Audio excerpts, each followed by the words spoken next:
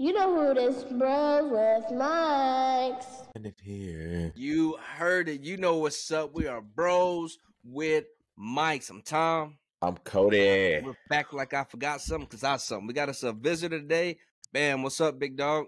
Man, I just want to introduce, this is one of my long childhood friends since, I don't know, crib days, literally crib days. Guy that I've talked sports with for a whole long time. Somebody that probably used to know more than me, but now I think I got you. But this is Baron Taylor. Dang, Say what up. whole government out here. What up? What up, y'all? My name is Ben Taylor. No point. I mean, that's it. Yeah, we call him B.A.M. I talk. I know the most about sports, and I talk about it with Cody. That's it. And that's it. That's what I do. That's it. And you got your own little thing, right? Yeah, but I don't want to shout it out. Niggas don't need to find me. Oh, I'm sorry. We don't say niggas, dude. What we do this? It should be fine. We good, bro. This is the Hood Sports Podcast now. Okay. We're not gang. Not gang, but we just a little ghetto. But yeah, man. Just recapping the weekend, kind of getting into what happened. Tom, actually, we have some predictions. Yes. And so last week you ended 6-2. I ended 7-1. This week though, I think you beat me. This week. Okay. Oh wait, actually maybe no you didn't. I think I messed up with old Washington. You messed up with Washington, you messed up with A&M, and you messed up with Maryland. Did I say A&M? You did. I got it written down. So that will make you. So we both said OU. Crazy enough. Both said OU. Both said Notre Dame. Yeah. Hey. So 1 for 1 so far. 1-1. I said OSU. You said Maryland. So I'm 2-1. I said Missouri though. Makes me 2-2. I said Bama 3-2.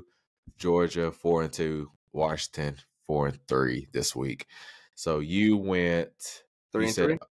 You said yeah. You went 3-3. 3-3. No, so you said OU, Notre Dame 1-1, Maryland 1-2, LSU 2-2, A&M 2-3, Georgia 3-3, and Washington 3-4. Thanks a lot, Maryland. So you finished 3-4, and I finished 4-3. Thanks a lot, Washington. Thanks a lot, Notre Dame. If y'all took Maryland over Ohio State, he did. Hey, that's a wild choice. They were looking good. They looked. They were. They need a little tool, brother. Like I said, they got a nice little offense. Themselves in the foot, time after time. Pick six, going for the half. They were just, man. It was not a pretty sight. So that brings the total to I'm 11-4, and you are 9-6. 9-6, man. That's tough. That's tough. That is tough. Yes. Hate to see it. But and then y'all make sure y'all stay tuned for the predictions later into the week. We'll have that out again. Don't. We did come out with some pick'ems. Listen, we just we ain't professionals. Hey, don't fall in the pickles. Yeah, I was off this week. This week I was horrendously off. Like it was upsets, bad, man. The upsets, but we'll get into that. We will. Yeah. We'll So, get into that, man. Of course, starting with my alma mater. No, I'm just playing. But starting with the Oklahoma Sooners, Texas. Bro, I was talking to Baron earlier, and I was basically just saying, like, I really felt like we was a 2-touchdown team against them. I felt like we left points at the halftime. I felt like, going into Baron made a great comment about this earlier. If we score that touchdown before halftime, we're up 7. Come out, we ran the field, up 14. Quinn Ewers then fumbles the ball. We're up 14 with the ball, right? So now we have some wiggle room, right? It's a little more wiggle room for errors to be made. So now we can start slinging, start moving, start going deep and making that instead of going 3 out right there, just up 10. I think we was a little conservative, not having as much wiggle room as we would like. But I mean, it's still a tough fought game. I think it was I hate the fact that it felt like we had to come back to win because I really felt like we were winning most of the game. I felt like we was the better team that day. But I would say Quinn Ewers was slinging the rock, man. He was really getting the passes out right there. He was, and I hate that. I hate that we left so much on the field, offensively and defensively. Like 346 yards. That's a lot, bro. That is a lot. But it's to be expected in these type of games, though. Like should be, yeah. Yeah, we said it's going to be a close game. Nobody said we were predicting a blowout. At this point, we said it's going to be a close game. One score, 3-point type game. 4 points. I mean, Vegas, they got it on the money at 3.5, which is crazy. Any comments, Baron? Yeah, I think outside of the interceptions, Quentin Ewers was slinging that thing. He was 31 for 37. I mean, like he at the end of the day, he a baller. But Dylan Gabriel seems to be like, I think he still ended up with the better game just because he's a dual threat. He ended up going for like almost 300 on the passing and then over 100 on the ground, adding the touchdown both places. Like, yeah, that definitely takes a cake, especially if you can move the drive with your feet, with your legs, as well as in the air. Mm-hmm. Yeah. How do you feel about y'all's running game? Like, or just from the running back position? Do you feel like you got... that's a good point. I'm glad you brought that up. I just think Tawee Walker should, like, I love Marcus Major. I was an advocate for him early on into his career at Oklahoma, but I just really feel like Tawee Walker should be our starting running back. I mean, he kind of showed it. The only times that we've been I guess you can say been successful on the ground was when he was toting the carries. You know what I'm saying? Like, you know, last week against Iowa State, we had some decent running, but it felt like it looks different than what the stats say. You know, stats can also be misconstrued sometimes, but I kind of just feel like Tawee Walker should be the main guy toting the rock. And we have 3 great running backs behind him. I don't think you should sit here and say, you know, we're trying to save you for the back half or we're trying to do this, that, and the third. I just play. You know what I mean? Just play at the end of the day. When you start trying to preserve people get stale, stagnant, right? You're not able to really get into a groove. We keep passing through. You're not able to get in a good groove at that point in time. If you're going to be a running back, put the yards up, show why we're superior, start establishing that. Like I said at the beginning, with sometimes the linemen are used to certain running backs coming off from behind them, right? B.A.M was a lineman back in the day. You have a certain running back. Okay, I know he's going to probably power through my back. I need to be on my P's and Q's. Or, he wants to get out wide. Okay, I know what I should be expecting. If my guy starts to pull, it's because my running back getting wide. I'm not looking for a hold right here. I'll let him go. I know he's going wide. It just all depends on the type of running back you're used to having back there. And it just, getting that familiarity, whatever, you know what I'm saying, with him back there. The fish. With him back there behind you. I don't know.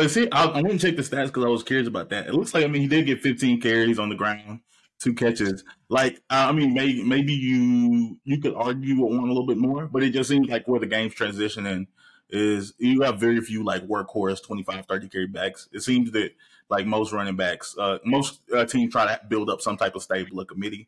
One, especially with the transfer portal, trying to keep kids on the team, like, you know what I'm saying, get more people involved. And it just seems like different running backs can give you different change of paces and different elements to that game. Yeah. So, I don't know how. Dylan Gabriel got 14 carries itself. So it's all about how much more could you really spread it around. Yeah, no, and that's another thing. Like, I think we should just, kind of limit it to those few for majority, and then, you got your third down backs and your fourth down backs. So just kind of keep it to a certain niche as far as which guy you want to handle the rock, pretty much. Which, it's kind of bold at how much y'all do run the quarterback. Like, I get that, like, at the end of the day, you're trying to win games, but he's not that big of a guy. And he runs physical, though. Like, he'll try to run people over. Like, he don't go down, which is like, it's working out. I enjoy watching the ball, but, like, he playing dangerous. He is. He definitely is. And I just kind of feel like we need to figure it out soon, figure it out so we can kind of limit his running ability, which, whatever it takes to win, but you don't want something happen like last year when you're out for a concussion from a big hit. Yeah, and the dude that 5'11", 204, he's not a running back. All right, he's not trying to run him like he's one. Yeah, for sure. But moving on, I do want to hit the LSU Tigers versus Missouri. Told you, man. Missouri and Kentucky. I told you I felt the same about both. I was passionate about it. Y'all didn't want to hear it. Y'all thought Missouri's at home. The thicker kicker would get it done. I didn't think they would. I didn't like Missouri before the game. I don't like them after the game. Same with Kentucky. I didn't like it before. I didn't like them after. They just got exposed. That 5-0 was due to strategic scheduling. It wasn't because you were raw talent. It wasn't because you was out there getting it done. You were just, you played some crap teams and you made something shake and it got exposed, right? LSU did what they were supposed to be doing with that. Jaden Daniels was out there moving, right? He got injured, came back in. We thought they were going to go down with 17 points right there to half. It was like, oof, hold on. We're a little scared. We're worried about it. But then he came out, started doing what he's supposed to be doing the whole time, and really got to exposing them with it. They finished off 49-39 with that pick six at the end, and they scored a little bit before that to go up. But I just felt we really got to see why I didn't feel that high. I wasn't riding high on Missouri like everybody else was. Yeah, I mean, I definitely had LSU -2 in that game, but I'm just, like I said, it's about if LSU's checked out or not. And before I even get into that, I meant to say this last week, but I completely forgot. But I did want to say prayers for LSU safety Greg Brooks, who has facing brain cancer. So definitely prayers for him and his family. But as far as LSU goes,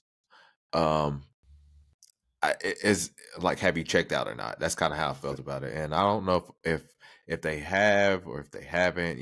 2 losses. You only have that 1 loss in the West. Missouri wasn't a bad team. Playing in Missouri can be tough, especially at nighttime. It's kind of tough to play a lot of places at nighttime in the SEC, and especially for a big Power 5 team. But it's just one of those tricky games. Like, they played Georgia close last year. They had they gave them a scare, and then LSU has kind of like been wishy-washy so far this season. So it's kind of like it could go either way at the end of the day. And they were handling LSU early on in the game, but it's Yeah, LSU had a crazy fourth quarter comeback. Like, I think it's I don't think it was crazy to give like Missouri more credit than give Missouri some level of credit, because LSU, for whatever reason, just hasn't lived up to like the preseason expectations at this point. Yeah, and I think while we see with some upsets, we said it a couple episodes ago, a lot of these teams we saw them as upsets because of where they were ranking at. It wasn't an upset for talent, but an upset for the rankings. Like, some of the folks who were in the positions they were shouldn't have been in those positions based off. We saw it with TCU, based off of what you did last year, type of deal, right? And I don't think it would have been so much of an upset at the beginning of the season with Florida State, LSU, if LSU wasn't ranked so low, right? Same thing with LSU, Ole Miss. It wouldn't have been as much of an upset that people were put in different positions. You got to say, okay, you just got outplayed, not necessarily they were that much better than you, but the rankings show that, oh man, this is crazy. You got this big upset, right? And I think LSU's in that position now. And like you said, we don't want them to check out just because Alabama is now in a prime position to take the West.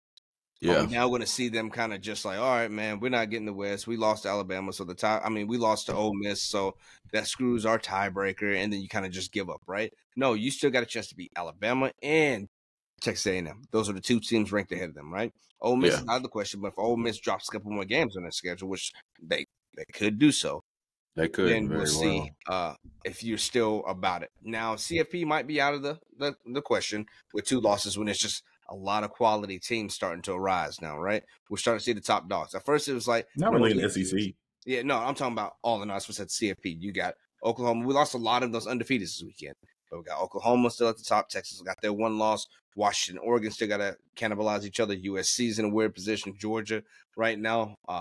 So it's just all a matter of I forgot about the Big Ten. We still got Michigan, Ohio State. We still got them up there. Yes, you're in a position with your 2 losses to maybe not make it to the CFP, but it doesn't mean your season has scrapped the bed also.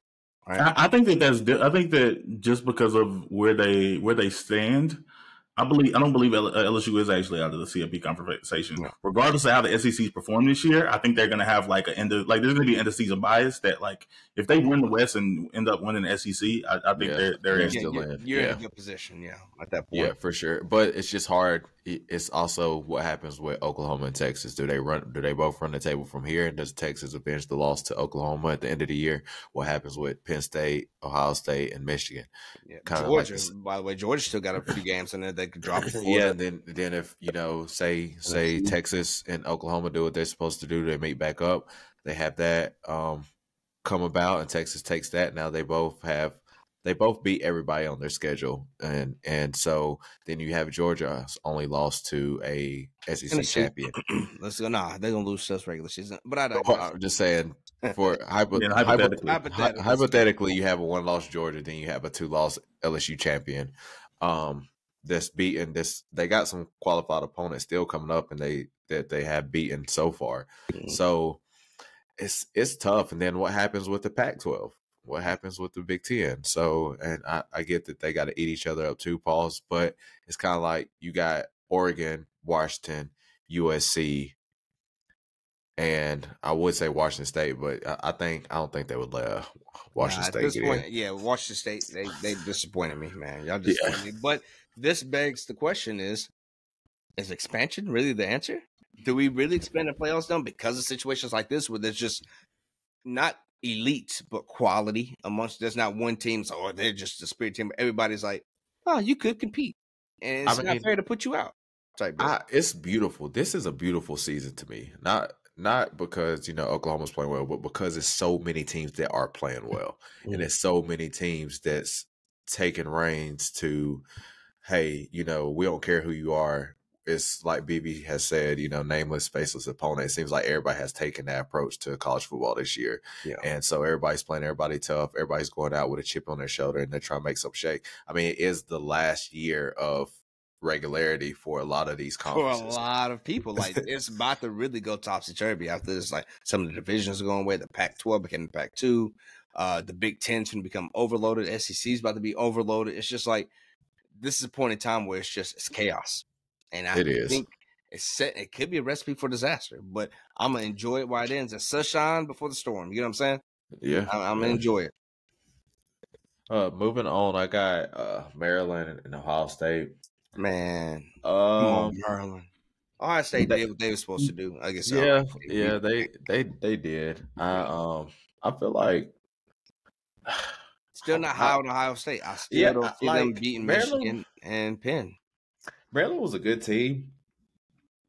Yeah, and that's another thing too. You said something about LSU kind of having that top rank, but real quick, Penn State kind of has to prove that too. They haven't played anybody. Exactly. A lot of people don't. I mean, I admit my bias with Oklahoma. I said the same thing. I was like, y'all haven't played anybody. You have to win this Texas game because of your strength of schedule, right? Yeah, that's very true. You have to win that game. And that's why we were talking. We was like, well, do they have to win the championship, or do you win? You have to win the regular season, because then that ups your strength of schedule. And you go to say, hey, I got the big win when I needed to get the big win.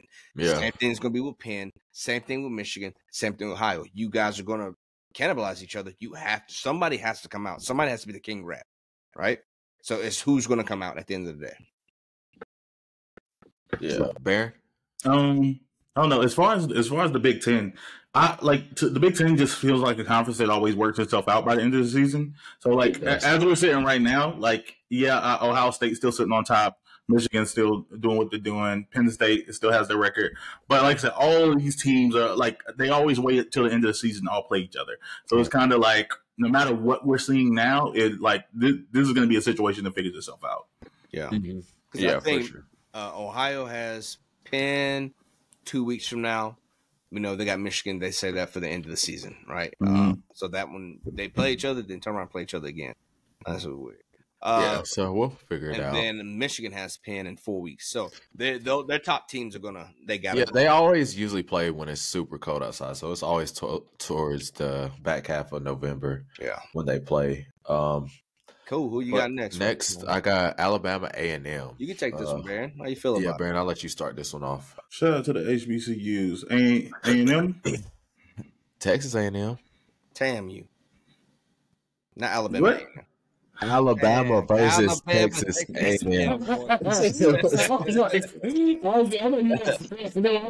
me check this going on that one.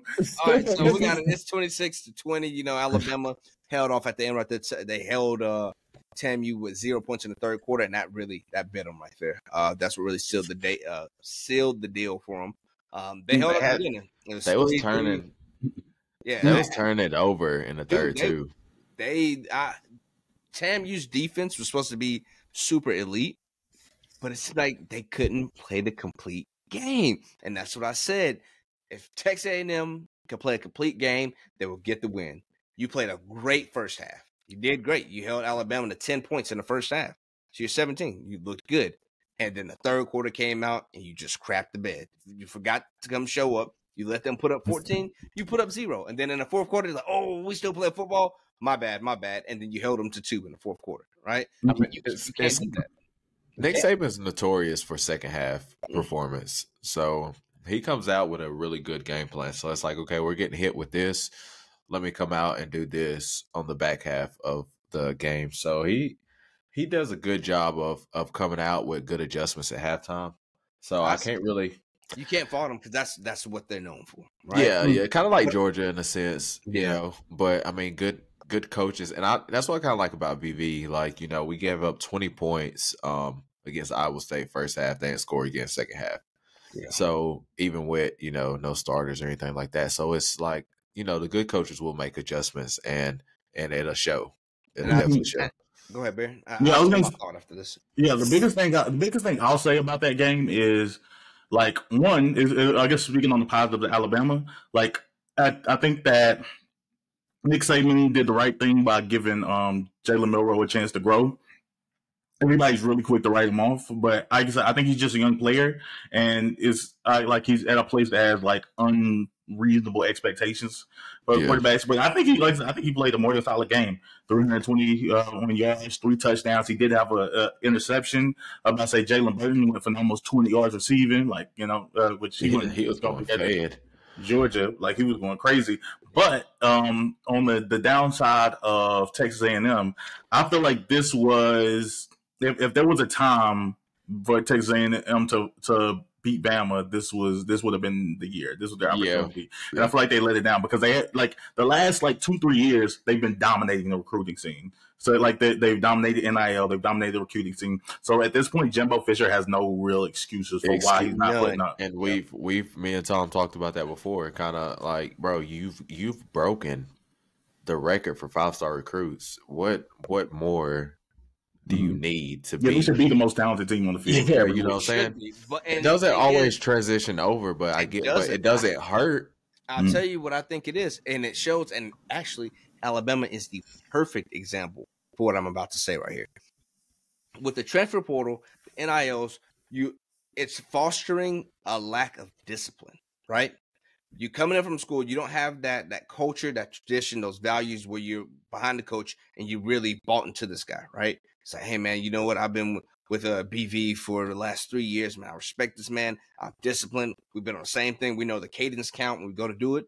You foster that environment. You starting to, hey, we got these new guys. And what coach was it? It was Sam Hartman, the guy for Notre Dame. Notre Dame's coach, yeah. His coach was like, I can't yell at him like I did the last school. Like, the way I was on him and I hounded him, I can't do that now. Like, a coach said you can't get on the player. In case of, now in this position, I really can't get on him. I have to change the way I coach him. A coach says you got to change. You can't yell at a kid. You can't get on him to grind him. And that's what we're seeing with Nick Saban. That's why Alabama had 14 some odd penalties, because there's a lack of discipline now. A lack of accountability with these cats. Hey, you know what? I'm entitled. Nick Saban, I make $400,000 a year. Okay, yeah, you yell at me, but you can't do nothing. But I'm still getting my money. And you see these false starts. You see these holdings. You see the guy from Kentucky who ran and jumped on the guy's back like it was WWE. Like, there's a lack of discipline, and it's fostered in this environment where these guys are getting paid. And I think that's a cause of why we're seeing a lack of quality in some of these teams that should be rock stars. Back 10 years ago, a team full of 5 4-stars, guess who they were? Alabama. And we've seen the result of that, right? Squatted, winning champions. Now, what's going on at TAMU? It's a fostering that environment where these cats, there's no accountability. There's a lack of discipline. I don't know. I feel like Jimbo Fisher typically has a history of that. Like, I don't think that changes with NIL. Like, I think even if you go back to his Florida State years, what he had with, like, stealing crab legs. Like, yeah, like, the players getting arrested. Like, I think Jimbo Fisher is, like, I think he's more of like a play caller. Like, he doesn't like really give me the idea of the leader of men. He brought in Bobby P. Bobby P is known as a tough coach, right? I mean, like I said, I mean, it just doesn't seem like it's showing on. It doesn't seem like it's showing on the field. I mean, it's not like they play a terrible game, but like Texas A&M should be farther along than they are. I'm saying they just can't capitalize it. But mine was going back to Alabama. Look at Alabama. That's a lot of penalties, man. For a team that's supposed to be that elite and they've been under this coach for X amount of time. At one point in time, as at Alabama, you went to Alabama and you were there for 4 years, you were almost guaranteed a ring, right? Now you're not sitting at these guys are ready to jump ship. They're ready to do everything else, and it shows. But somehow they keep getting wins, man. People are it's like they're scared of their name at this point in time. It's like, I don't want to beat Alabama. I don't want to ruin that image of them being the best team. So I'm gonna crap the bed in the third or fourth quarter and let them do what they want. All right, moving on. I have Washington State Cougars versus the UCLA Bruins. This was it's so weird to me how Vegas gets these lines so precise, bro. And we saw with Maryland, we saw Ohio State. They didn't have to go down and kick that field goal to go up over the 19.5, but it's awfully convenient. They said instead of kneeling out, hey, let's drive down one more time and get this field goal. It was right on the line. Yeah, it's crazy how that works out, ain't it, Vegas? I'm on you, boy. I'm on you. Yeah. But I mean, Washington State, I had all the faith that they come in here and take this game. UCLA, it's not a bad team at all, but quarterback Dante Moore, 22 for 44, 2 picks on the day, 1 touchdown, threw for 290. He is a true freshman at the end of the day. He was literally just playing high school ball last year. Came in with some elite quarterbacks. I think he's the only one starting out of like the top 5 quarterbacks, I believe.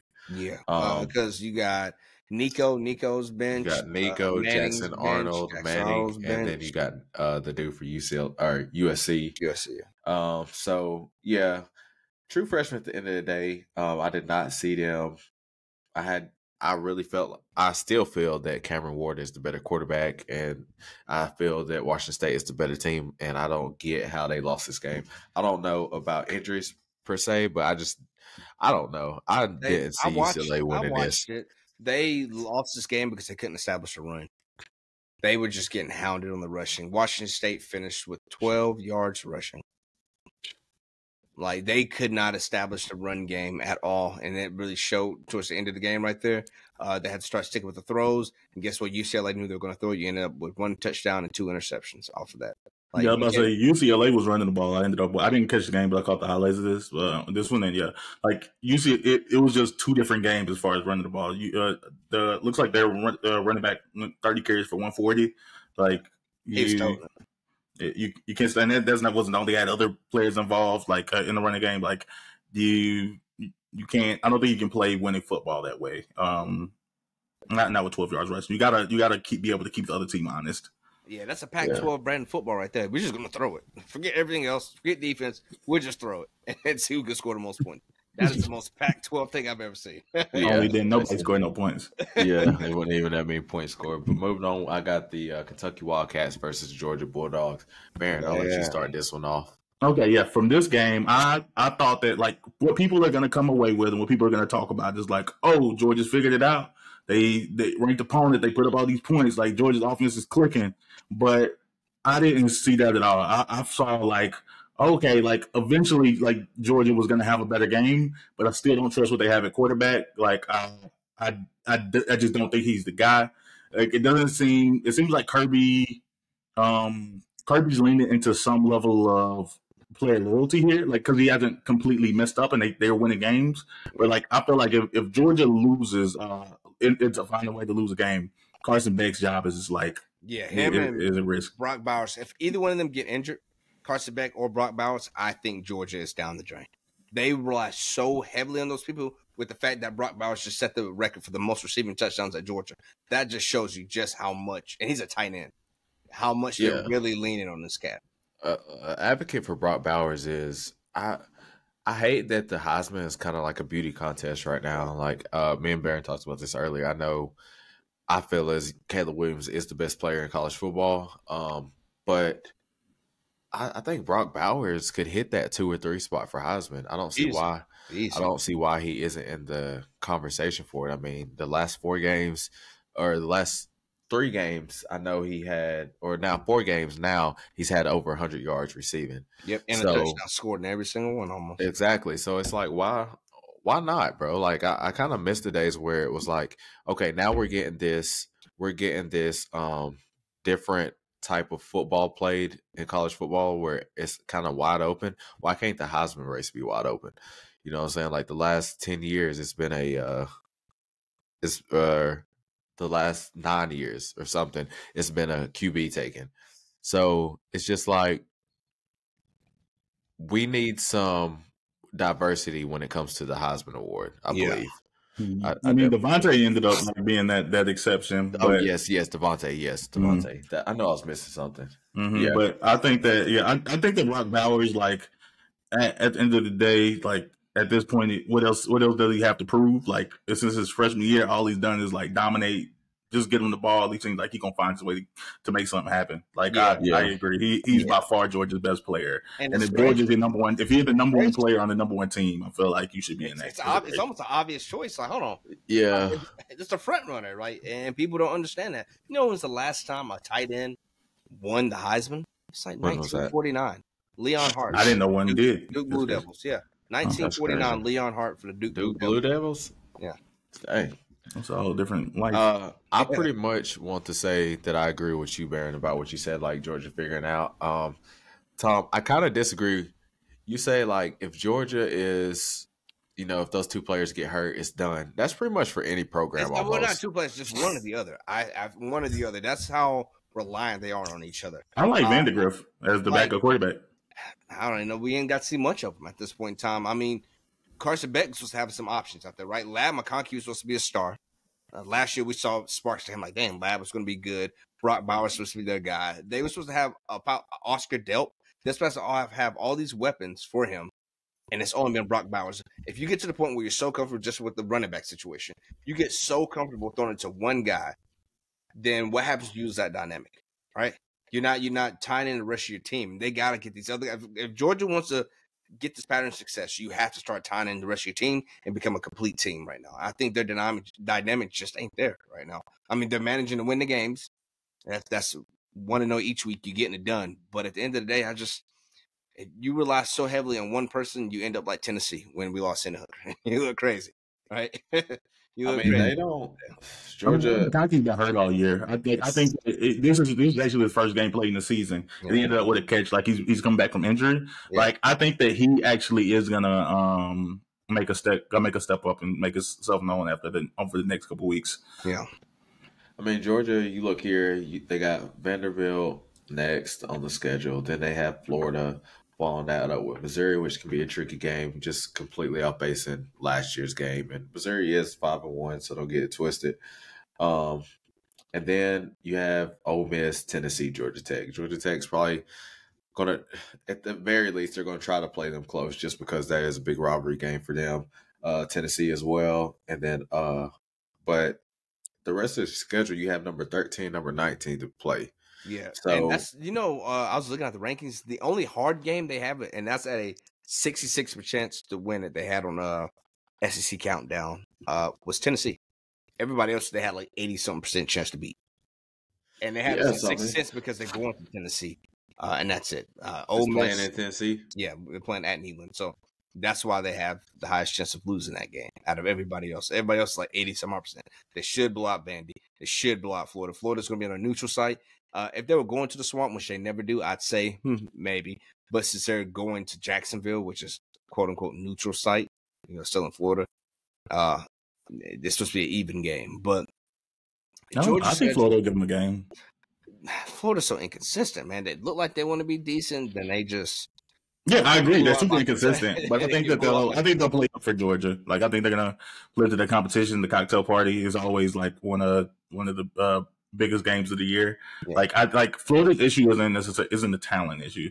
So I like the running back Trevor Etienne. I think quarterback is not bad. Actually, they say the quarterback is the most consistent quarterback probably in the league right now. He has consistently thrown. Completed 70% of his passes in all of his games played, right? I thought you were about to say he consistently threw a pick in every game. that man whole life. No, I Bro, mean, don't do him like that. he has, but I'm just saying he's very consistent. Like he's going to get you a 70% completion rate. He's a good passer. He's middle of the road. Like I said, he's middle of the road. He's what Florida needed. Yeah. It's just they have other ways of shitting the bed, essentially. So, next I got on here, Notre Dame and Louisville.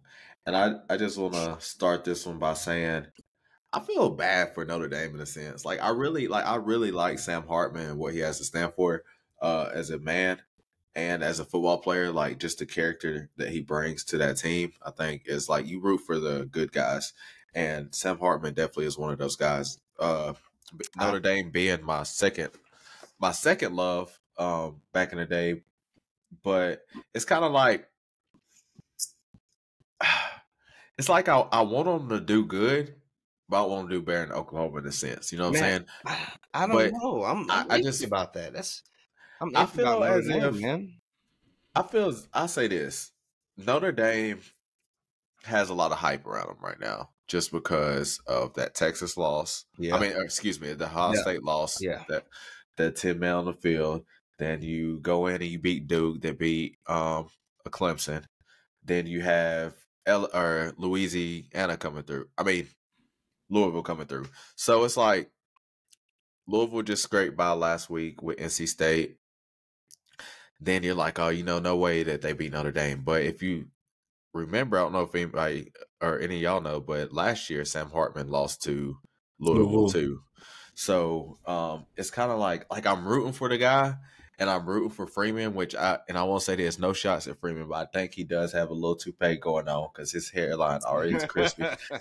But I don't know, bro. It's like this. Like Notre Dame has been battle tested, bro, and they going through the gauntlet. Next week they have USC. So I talked about this with you earlier, Baron and Tom. It's like how I said, Oklahoma going to the SEC. It's like, bro, we got to play all these guys. We got LSU, we got A&M, we got Alabama, we got Tennessee, we got Ole Miss. Like that's a lot. That's a lot through each week. And I feel like Notre Dame, but it's kind of like this. And I don't want to contradict myself. Y'all tell me if I'm wrong. You're not in a conference. Yeah. So let's take you. Yeah. So let's take you through the mud to see if you really about what it takes to get there. They needed this. And I say we have to, and that's why I was disagreeing at first, shaking my head. No, I can't stand Notre Dame because they get a cakewalk into the finals every single year. From not being in the conference, you don't have a conference championship to go off of. You don't have these big games. You might have 1 or 2 big games the whole year, then you easy ride it the rest of the year. So you get there, and then you get blew out because you weren't battle tested. This is the first year I really feel that Notre Dame really had to go through the ringer to get to the end. Like, Notre Dame's only been in the playoffs once, maybe twice. I mean, but we look historically, we see them get into the BCS. We see them get to the end of the playoffs, not just playoff era. In the end, in general, we see Notre Dame and the topic of conversation. Oh, Notre Dame, but they got they got a lot of champions. They got more in Tennessee. Yeah, they do. But I'm saying I think they got more than Oklahoma. That's why I personally, I'm talking about in my era, not 50, 60, 70. I don't care about that. I want to lie. I'm talking about now. We see Notre Dame. They get to the end just to get beat. Did not get beat. A lot of times they get beat bad, right? I mean, I like that only happened that one time. Say, man, one time's enough for me. You can't scratch your face. You don't let it get close to it again, right? Your neighbor's dog bites your hand. You don't reach your hand back over that fence, do you? No. I think they deserve what they're getting right now because it shows that you weren't the hype that everybody brings you in at the beginning of the season, right? You need to come in and prove yourself. You got to prove your worth before I give you that respect. And they just showed that they can't get it done. See, I disagree. I think that again, we always try to talk about what team is bad versus what team is good. Like, I think that Louisville deserves more credit. Like going into this game, like what I thought going into this, I like Sam Hartman too. I think he's one of my favorite quarterbacks of the current college football. But like I was like, Louisville hadn't been playing. Louisville running back, he's been toting that thing. I think that the quarterback Plummer, I think that he I think that he's very consistent, consistently gets things done. But like I think that Notre Dame has shown that they at least that they can compete. Like the way they played Ohio State showed that like, oh no, they're one of the better teams in college football. Absolutely. Like they they were, they were elite with Chip Kelly.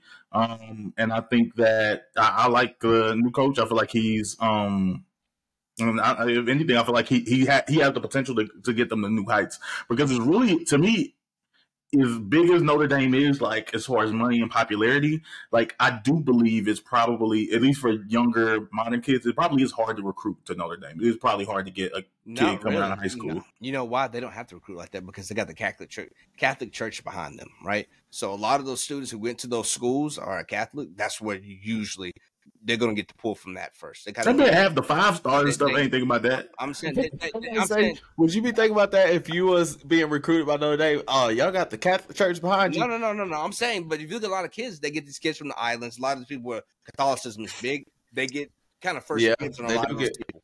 They get first dibs on a lot of those people because of that fact. And no shade at Catholics, but it's just kind of like, I'm just saying they kind of get first dibs on those kids usually. And I'm just saying, like, a lot of kids, especially around that age, isn't probably thinking about the religion behind a lot of these schools. And I bet your family is, though. They in your ear. Yeah, your family probably is. Yeah, but I think that at the end of the day, your family does have a lot to do with where you want to go. But Notre Dame has totally academic standards. It's an elite school. It's an elite school. But I mean, I don't know if that works in the favor necessarily of the football team. Like I give Notre Dame a credit for being good when they're good, because I think that I think that you're going to a place that's a little cold. Like, the weather's not great. The campus is apparently beautiful from people who visit it.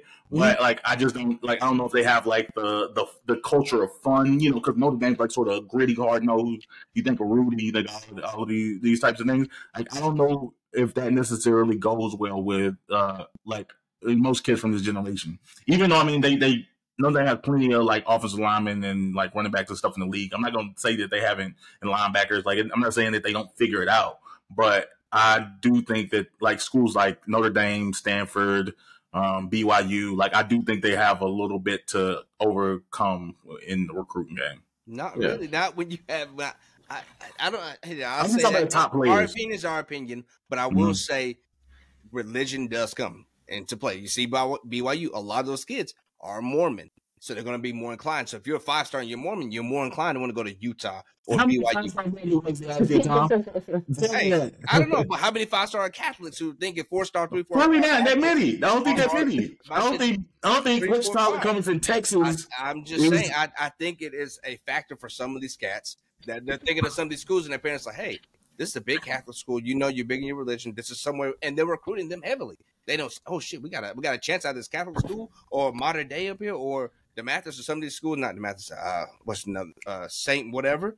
We're more inclined for those kids to want to go to Notre Dame because of that fact. Not saying it's guaranteed like lock, but it's something that's more inclined to. If you got a Mormon who's coming out of Utah, they're more inclined to. Yeah, I might want to go play at BYU because I mean.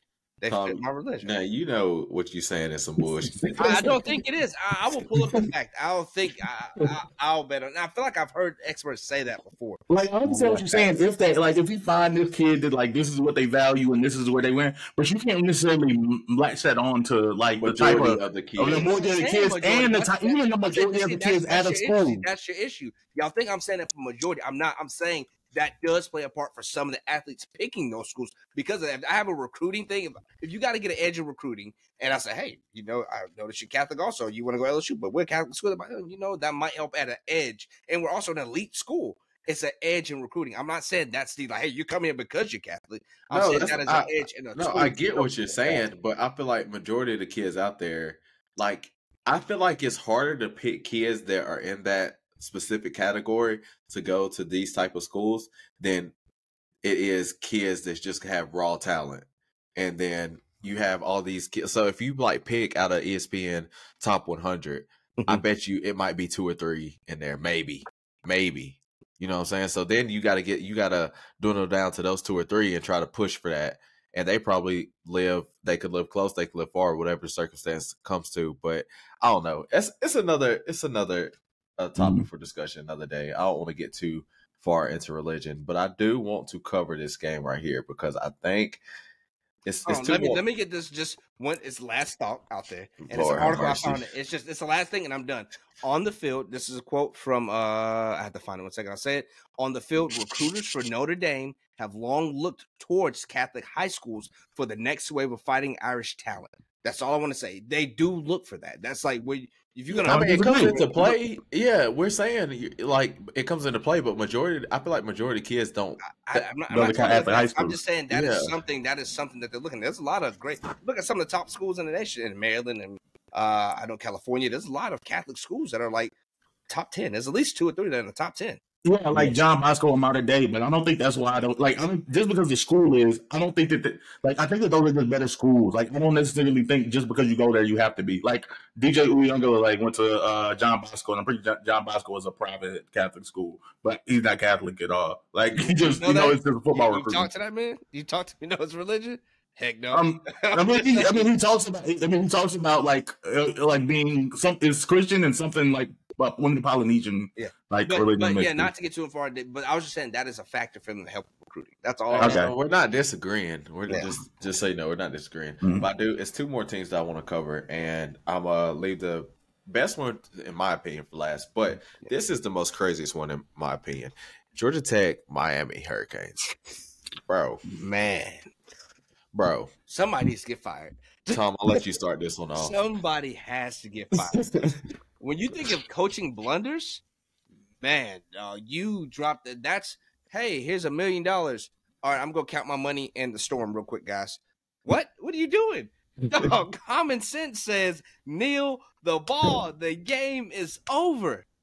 I haven't seen a fourth quarter mistake like this since Texas A&M accidentally ran out of bounds and gave B.A.M an extra minute on the clock in 2020 to lose the game, right? It's silly. It's silly, man. Yeah, nah, I definitely agree. Like, the commentators was like, what are you doing? What were you thinking? Bro, he was real deal pissed, bro. Like, he had a bet, he had a parlay going. He was mad. He was like, bro, why are you not kneeing the ball right now? Like, imagine somebody did have some money on that game, though. Somebody was watching that with a real, guys do this one. It's like, it's in the field. Like, is that finished? Nah. Like, they don't. Yeah. This is where's the beat? Where's the beat? Whatever. Like, I'm trying to think of like, oh no. Then when they recovered it, you would think like that's crazy. Like we have to talk about that after. Yeah. They ain't finna like it ain't no time left. Like that was stupid, but we ain't finna let them go score this touchdown. Yeah, they're not gonna throw it deep and get a touchdown. Yeah, you ain't gonna like you know the DB, you're not gonna let this man get behind you. You're not possibly gonna do that with no time for the clock. Then you see the receiver go like nobody that 15 yards around him. Man, it's like the DBs knew, hey, they're finna go deep on this. All right, let's come out in a 3-4. Hold on, why are we not in prevent? Yeah, bro, it made no sense, dog. Like, the man was like, "Why are you not needing the ball?" And then it was very.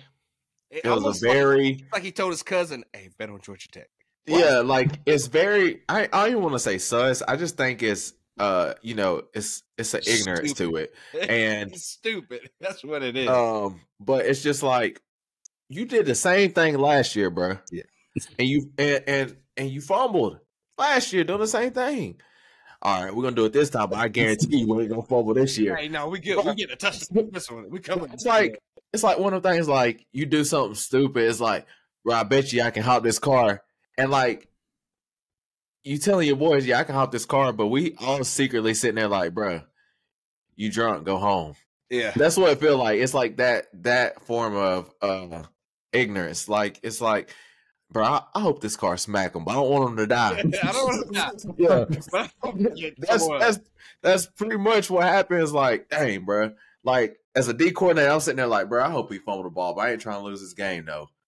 And then you go out there and like, bro, all right, so you doing stupid stuff. Y'all go out there and blitz, and go get the quarterback. I will say, I think it was almost some divine intervention because honestly, looking at the game, Miami didn't deserve to win this game by any means.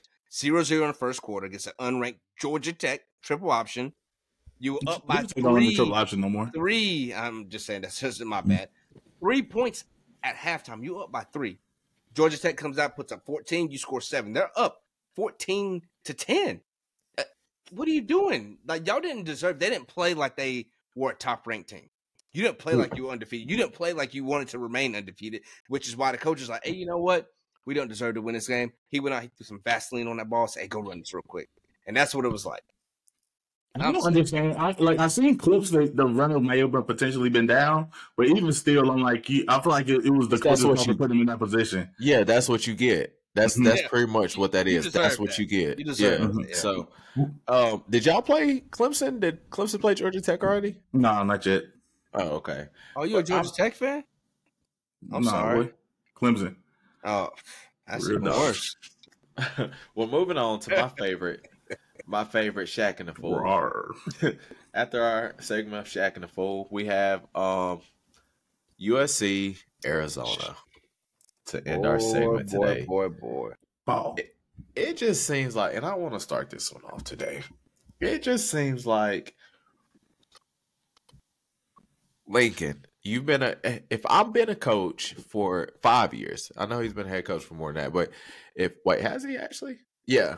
But if I've been a head coach for 5 years and I am really, really, really good on defense or offense and the other is bad, I'm seeking help on one of those ends of the ball. And not only am I seeking, I'm going to start studying up a little bit. I'm a head coach. This is my profession. This is my career. This is my job. Let me look into why we're doing this, why our seasons have ended like this. Like, we're getting there, but we're not finishing. So let me kind of go in depth and see why my defense isn't performing like they should. Or, maybe it's the recruits. Maybe it's the coaching. Maybe it's the it could be a lot of things, you know what I'm saying? Maybe it's the discipline.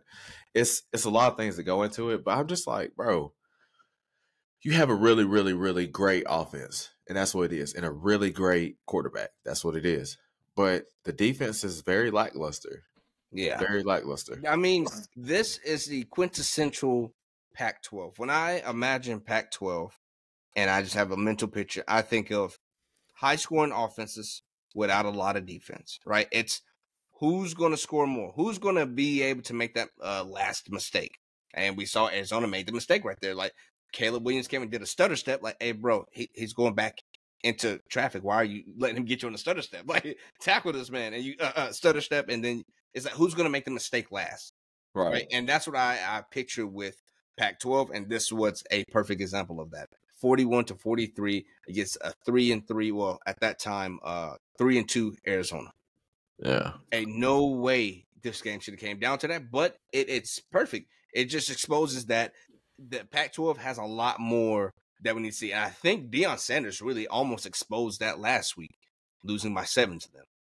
They're not as good of a team as their wins have shown.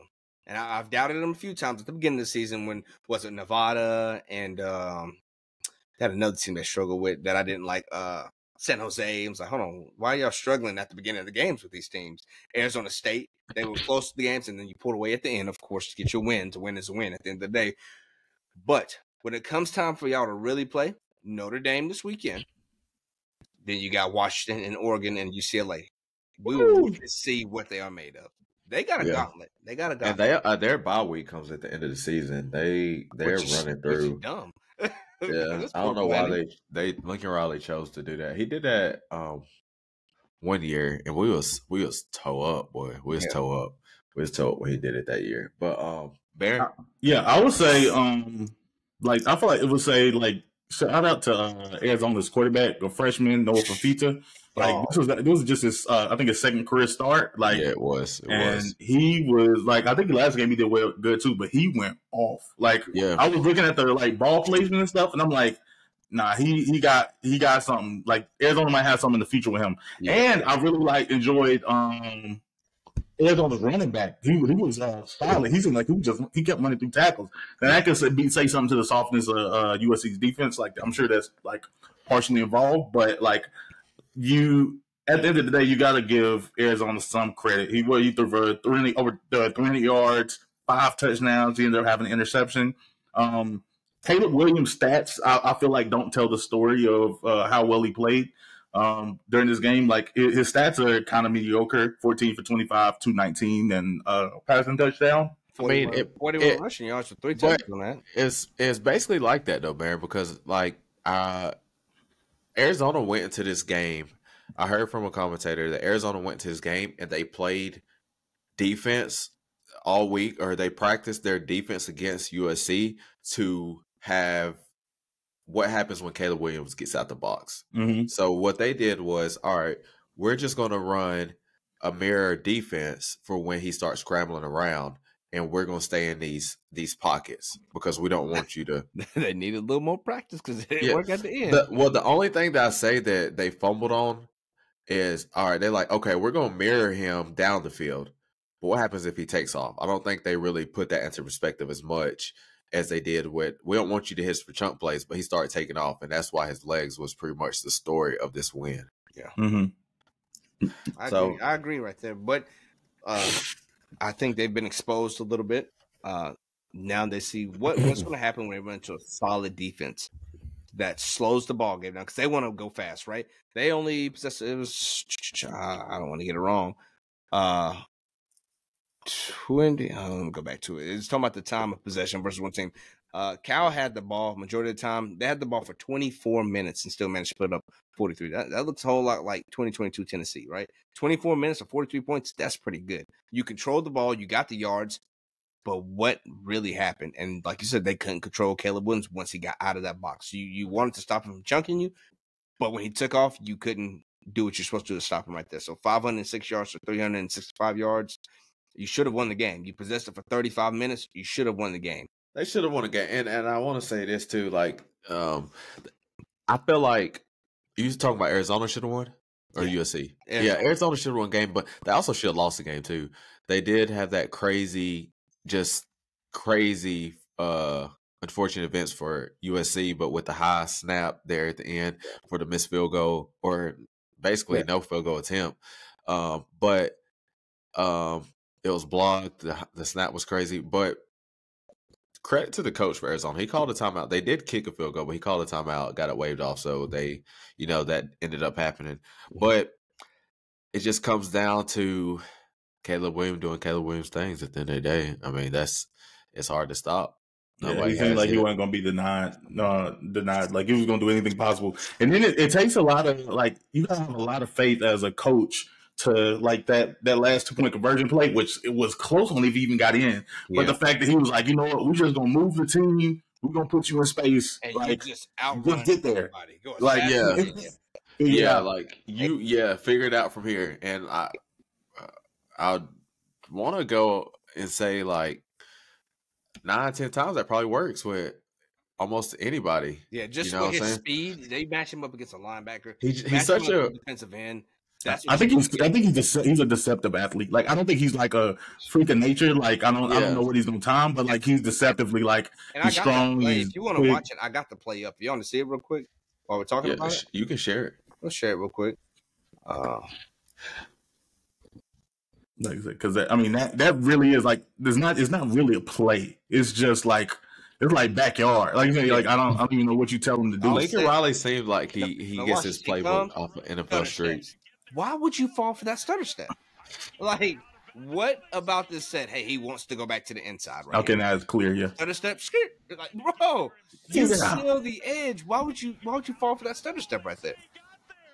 I don't think that many quarterbacks like. I think a lot of players don't extend the ball there. Like end up stepping out. Like I think that was like really close. They got dropped right there. And then they do yeah. And then hold on, I'll let it play last time. What was it? Why when y'all been throwing the ball great? What were you thinking? Like what went through your head on this play to say, okay, this is gonna be great. We're gonna do a toss it outside. Let's get wide. He said, crown him. Does it ever feel like I don't know why they did that. Yeah. Look at Lincoln Riley over there celebrating. But yeah, man. I'll stop this right here. But no, they didn't play like they want to win at the end right there.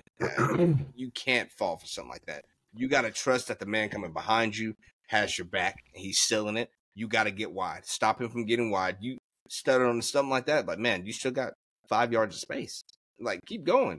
Make him make a move on you, not you fall for something like that. You hit him if you got to hit him, get the play going. But no, I think they'll get exposed, or not, or they'll prove that hey, they tested their metal and they prove that they're good to go.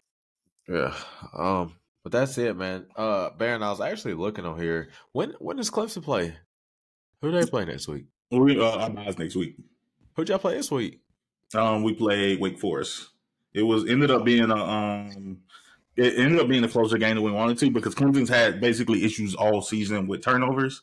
Like Club deck or just all over the place, random things. We ended up muffing a punt. We ended up I think we did end up having a fumble. Yeah, we had a fumbled snap, but like none of the turnovers. The only difference this week between our two losses is the turnovers didn't turn into points. But it was it was just a really bad offensive day and a really great defensive day. Our defense, as it has been the last few years, is still legitimate. Our offense we've been top 10 to top 15 offense like all season long, but like this was the first week where like the offense just couldn't get anything together. And I feel like it's because Cade is talented, but he's still young and he stares down receivers. Unfortunately, like he started staring down his first option. If it's not there, he kind of gets lost, which is pretty normal for a young player.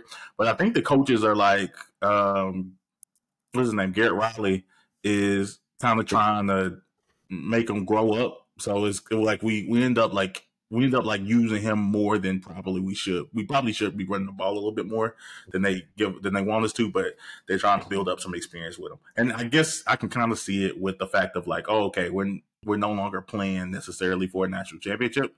So even though I think they're still playing to win, don't get me wrong. I think they're like in back rooms, they're probably having a couple other things they're prioritizing. Yeah, definitely getting ready for that next season. Get ready because Clemson doesn't really believe in the transfer portal, so it's like let's start molding these players, let's start developing these players, let's start getting our fundamentals down, so we can get back to that greatness. They're not going to bring other people in like, hey, what we got is what we got. We'll recruit some other people, we'll grow that talent. What we got is what we got. So let's just foster this talent and be great in the next 2 to 3 years. Yeah, but yeah, that's it. Baron, thank you for joining us tonight. Thanks for having me. Hopefully we can get you and DeVars in here for our predictions. That'll be pretty cool. We'll just see how that plays out through the week. But we'll probably do that video. What do you think, Tom? Wednesday, Thursday? Wednesday to put it out on Thursday? Yeah. That give us time predictions. Yeah, Wednesday to put it on Thursday because we got a lot to talk about with Tennessee. Got to get those Let's shoot for Tuesday. Tuesday? Yeah. Tuesday to get it out by Wednesday? Because I know a lot of like big places go for it. They do their predictions on Tuesdays. So we'll do it on.